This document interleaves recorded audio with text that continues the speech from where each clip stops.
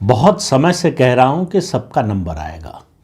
जिन लोगों को ये गलतफहमी थी कि मोदी के 10 साल 11 साल होने जा रहे हैं, अब 10 साल हो चुके हैं और उनका अब नंबर नहीं आएगा, वो बच गए।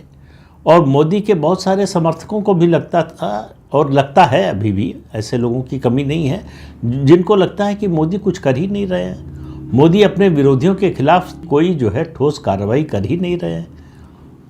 तो मैं लगातार कह रहा हूं कि सबका नंबर आएगा। तो अब किसका नंबर आएगा, किसका नंबर आ रहा है? बल्कि देश के प्रधानमंत्री नरेंद्र मोदी का तख्ता पलटने की साजिश करने वाले, साजिश रचने वालों का नंबर आ गया है।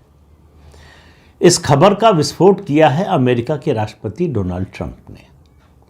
उन्होंने एक सार्वजनिक सभा में एक बार नहीं 3 बार कहा कि भारत को $21 मिलियन दिया गया। किस लिए? वोटर टर्नआउट बढ़ाने के लिए। ट्रंप का ही सवाल था कि भारत में वोटर टर्नआउट बढ़े, इससे अमेरिका का क्या मतलब, और अमेरिका की पब्लिक के टैक्स का पैसा क्यों दिया जाएगा?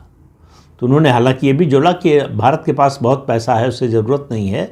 लेकिन आगे जो उन्होंने कहा कि ये लोग, यानी जो बाइडन जो इससे पहले राष्ट्रपति थे, उनके प्रशासन की ओर इशारा करते हुए कहा कि ये लोग किसी और को जिताना चाहते थे।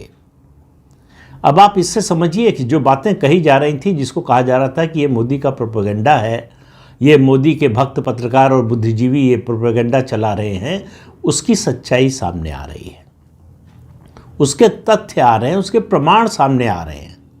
अब सवाल ये है कि इस $21 मिलियन के बेनिफिशियरी कौन है? अब आप देखिए, बेचैनी और तड़प देखिए।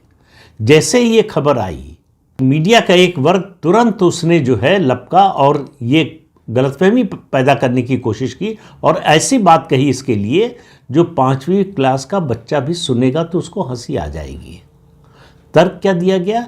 अरे डोनाल्ड ट्रंप जो है उनको गलतफहमी हो गई, वो कंफ्यूज कर गए बांग्लादेश और भारत से। यानी अमेरिका के राष्ट्रपति को मालूम नहीं है कि भारत देश कहाँ है, क्या है, और बांग्लादेश क्या है।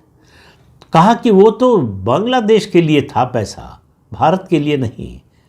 ट्रंप ने और स्पष्ट किया, $21 मिलियन भारत के लिए और $29 मिलियन बांग्लादेश के लिए। बांग्लादेश में किस लिए?